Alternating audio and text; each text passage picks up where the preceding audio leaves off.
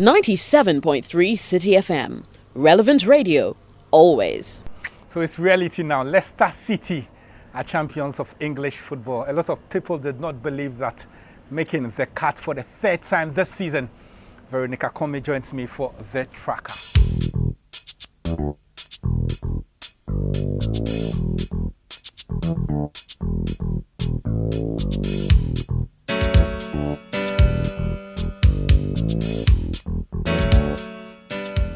So in a weekend of unforgettable football, Leicester were crowned champions. And that's where we start off this week.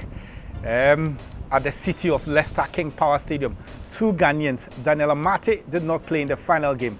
But our boy Jeffrey Schlupp was in amazing form for Leicester City. Two of them make up history. Only the English team have got more representative than Ghana. Schlupp and Amate making history with Leicester City. I bet you're proud enough to be alive to see this. Of course. I was wondering how the fans of Leicester would be feeling. Then I thought of the players. I mean, this is great, it's excellent, it's awesome, it's everything you want to call it. And to have seen Ghanaians in there watching Schlupp come on, he had that penalty. At some point I was asking, how come he never gets to start for Ghana? Because you can see he's quick, he's everything with Leicester. And it made me so happy that we could have an opportunity to see the Ghana flag at some point. On the pitch, I didn't see it. I saw the likes of Marais and others show their flags. But at the end of the day, each time their names were mentioned, the Ghanaian came by, the Ghanaian came along, and I feel that it's a very, very high point for us. They joined Michael Essien as the only Ghanaian players to have won the Premiership, and it's great news. What it means is that the list is beginning to solve. Well, we'll see about that. A lot has been said about Jeffrey Schlupp, but Daniel Amate, next season he might have a very, very big role to play in Leicester. They play in the Champions League next season, the first time in their history, the first time at the King Power. Now, you've seen him grow from his days with Inter Allies all the way to Denmark, where he played with Copenhagen. And does he really have what it takes to really break into that Leicester City team we just saw? He does. If ever we had doubts about him, he answered those doubts at the Nations Cup when he had an opportunity to come in without experience. He managed to settle well. He proves that he is able to really read the game. He's ready to fight. He's ready to last. It's the reason I really trust that from next season he should get a lot of playing time, because he just joined them for the second half. The team was already settled. You don't expect to break in, but the fact that he still had opportunities to play, to earn him a medal or to be called a champion, means that Ranieri really respects him, and I feel he'll get a role to play. Well, one of the things from the Leicester City portals I picked up this morning was that Ranieri intentionally gave Amate 5 games just to make him available for a medal. He picked up his medal. It means he's an English champion 6 months after signing for Leicester City. My signing of the season in England is our own Andrea. 11 goals, 3 assists, and he was in inspired form against West Ham United. I expected 10. What this means is that if he had stayed fit, because there were moments he missed some games, then he could have even gotten 15. I always say that he chooses the right moment to prove his worth. He knows how to steal the headlines, to steal the occasions. And 11 as a debutant is great. It's great news not just for him, for other Ghanaian players who may get opportunities in England, for the national team, and I'm excited. The assist and everything. You got to love Andre. You just have to love the young man. Well, we'll see what happens to Andre in the summer. Links already linking him out of Swansea City. We are told Liverpool will try to bid for him. Other clubs outside England are looking at the potentials of picking him away from Swansea City. Amazing footballer.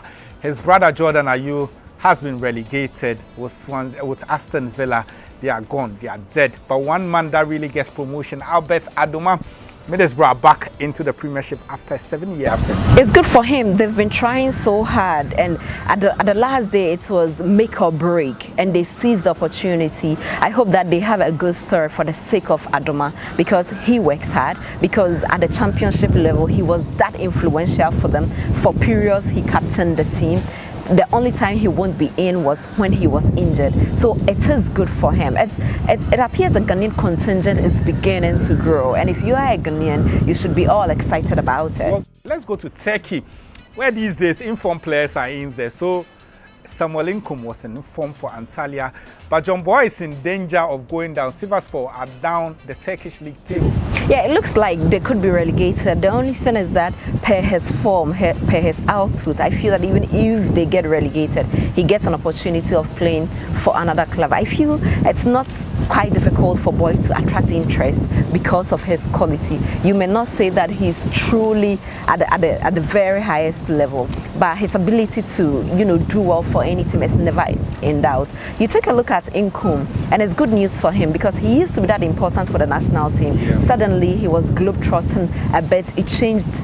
Now he's beginning to settle, and every week he's having a starting role. He is playing well. You don't miss the opportunity of seeing him and a toe in the social media and all that. And I feel it helps his confidence. Perhaps it's an opportunity to walk back into the national team again. Well, one of the things I like Veronica Commey is her experience when it comes to our national team. I did mention she's got 8 World Cup experience, and I touched to you on one player that is gaining ground in Europe this season, Hassan Wakaso, the younger brother of Mubarak Wakaso. Now, a couple of days ago, he was named the best player for his club, Rio Ave. He's quite different from his brother, but I'm told that Mr. Grant is monitoring him. I think he should. With all the time he spends out there, these are some of the players you expect him to monitor because week in, week out, he is playing. So I've gotten the opportunity to be the club's best, plus what he puts on the pitch every week. You may want to think that it will be quite insane for Grant not to monitor him because you're looking for quality, you're looking for your best materials, you're looking for backup, you're looking for everything that makes your national team very good, and I feel he has the quality. If I were Grant, I would do the same. Well, Mubarak Wakaso himself scored a bomber a few weeks ago, but this weekend he was not in the Las Palmas team that had a 0-0 stalemate. Elsewhere, I'm very much delighted to tell you that Kojo Asamoah these days is playing without pain. Yeah. He's back. Yeah. I mean, obviously, he is back again. And to walk back into the Juventus team, not because they've already won the league, but the fact that he walks in there, plays over 70 minutes, and he's been consistent, tells you that they still understand his quality. You cannot dispute that. Until his injury, he was the best Ghanaian player out there in the Black Stars, whatever you wanted to call it. So I'm happy to see him back because it will be such a shame that you don't get to have his services only because of injury, and now he's shaking it off completely. Okay, so in the MLS there was a goal for Dominic Edro for Montreal Impact. Also Harrison Affo played for his side. Gideon Barr was unable to return. But before we wrap up, I've got to give Veronica Commey an opportunity to send out a May 9th message. It's been 15 years already since we lost 107 spectators at the Accra Sports Stadium. 15 years down the lane, have we learnt our lessons? We haven't learnt our lessons. If we did, we wouldn't have seen those things that the Hasselhoff supporters did a few weeks ago.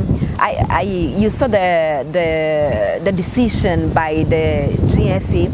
A lot of people thought 12,000 cities playing 3 matches away from home, and people thought it was harsh.